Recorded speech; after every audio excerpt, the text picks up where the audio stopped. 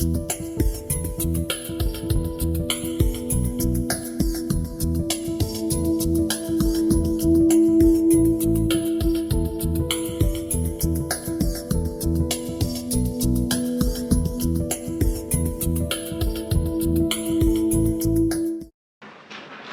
see satisfied, content, comforted, fulfilled, what I've been talking about. But you also see relationships, and then you see status and control. One of the things we frequently forget about is that humans are status-seeking animals. All of us who are human, I assume that includes everybody in the room, have status needs.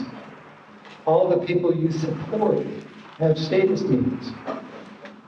You ever walked into a new date service, with a big room, and somebody comes up to you and says, "Want me to show you around?" And the person who's saying that is somebody who uses services.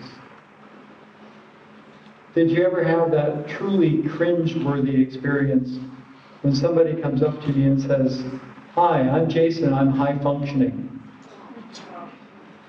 I die when I hear that. It's a terrible term. But for Jason, it was status.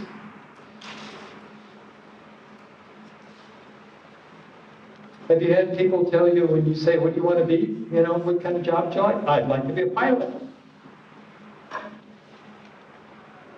And I don't know about you, but I fly 100,000 miles a year. I am hoping that the people who become pilots are really remarkably good at moving that airplane around. And that they have good rules about who gets to be a pilot and who doesn't. But what is that person telling me when they say they want to be a pilot? About 1 time out of 10, they want to be a pilot. 9 times out of 10, they're looking for status. Pilot, astronaut, Hollywood actor, status. If we can find them status, pilot goes away. One guy in Pennsylvania said, "Oh, I want to be a pilot." When we really talked to him, when we really listened to him, what he wanted was a guy status. We got him a job at Home Depot. We got Home Depots here. Now, the fact that there's a whole set of remarkably competent women working at Home Depot didn't matter. It's the home of tools, guy status. And he got to drive that 2-story forklift. Whoa. Major status. So he had a job that met those status requirements. One of the reasons why we should be emphasizing employment for people is status. What gives people status? But humans will seek status in other ways. We pay attention to it. So there's a whole list up there. Rhythm and pace of life. How many of you hate to be rushed? Pretty common. How many of you know people with disabilities who hate to be rushed? Have we written it down? Do new people know it? Do we tell the people, "Oh, Jason hates to be rushed, don't do it"? So all of those things go into what's important too. Important for, to be valued. And remember that just because it's important for you doesn't mean it's important to you. Have you ever walked into a nursing home and seen somebody sitting there in the common area with a soiled shirt? And did it make you angry? Because you felt like that person's not being valued. Whereas the person sitting there, the guy sitting there might be going, "Oh, my favorite shirt." And you're going, "Then you should have 2 of them." So that one can always be clean. And safety, again, includes free from fear. Health includes well-being. And one of the things that people forget is none of you do anything that's important for you unless there's a piece of it that's important to you. And the connection may not be obvious. How many ex-smokers do we have in the room? Many. How many of you quit because you got pregnant? Anybody? Yep. How many of you got nagged into submission by your kids? Now, how many of you said, this is way too expensive? Can't smoke anywhere except outside. Winter's pretty brutal. There is actually data that shows frequency of purchase of cigarettes against cost. Cost goes up, purchase goes down. Pretty direct correlation, not health. And when you ask people about health, well, and did any of you start smoking going, this is good for me?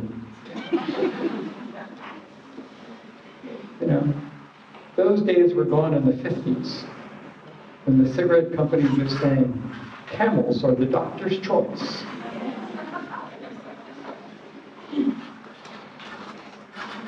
You got to be able to figure out the connection. How many of you are working with somebody who should lose weight? Pretty much all of you. Yeah. How many of you have tried to lose weight yourself or successfully lost weight yourself? Did any of you do it because you went to the doctor and the doctor said, oh, your body mass index? Usually it's a bad mirror moment. Or, oh, those pants don't fit the same way. There was a woman I worked with, and we were trying to help her lose weight because she had gained so much that she had the front end of congestive heart failure. And the reason why she had gained weight so quickly was because the agency was focused on her losing weight. So the more they zeroed in on, you should lose weight, the more she said, oh yeah, watch me put this in my mouth. And we were actually reading about food stealing, which I find a bit bizarre. How many of you snack in your own home? Yeah. Well, does your partner come to you and say, food stealing?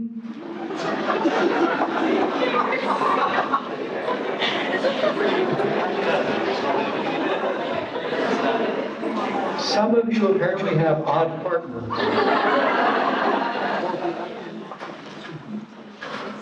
So we are trying to help her lose weight, and all of this diet stuff doesn't work. And so I was talking to a friend of mine, an endocrinologist, and he said, you know, Michael, all weight loss comes down to either eat less or move more. And you're telling me that eating less isn't working. See if you can help her move more. So the agency that I was working with said, okay, we'll go buy an exercycle. And they put the exercycle in her bedroom. What did she use it for? If it was so predictable, why did they do it? And then they said, okay, we want her to lose weight, so we'll have a behavior program. If she wants to see her favorite TV show, she'll have to pedal. How well do you think that worked? I thought they were lucky to save the TV. So one of the women that worked there said, you know, I belong to a gym that's just for women. It's called Curves. And we'll go there, and she can be comfortable, and we'll exercise. So she took her to the gym, Curves. First thing that worked at all, but it required a huge amount of encouragement. One of the guys said, well, let's try my gym, Cohen. She walks 15 feet inside the door of that new gym and goes, ooh, hunks. And she's looking at the guys lifting. And the fellow who took her, he is so brilliant, because he said, Sarah, here's the deal. There's a rule here. You cannot stare at the people exercising unless you yourself are exercising. Then it's okay. And she said, you're kidding. And he said, no, it's a rule. She said, where? And I see it. And he said, no, it's not a written rule, but it's a rule in every gym. She said, well, how does it apply to me? And he said, no problem, come with me. Took her to the treadmill. And you've all been in these big gyms, right? Got a big mirrored wall. You can watch yourself on the treadmill, or you can watch the guys lifting behind you. So she is now on the treadmill at 1 mile an hour, watching the guys lifting.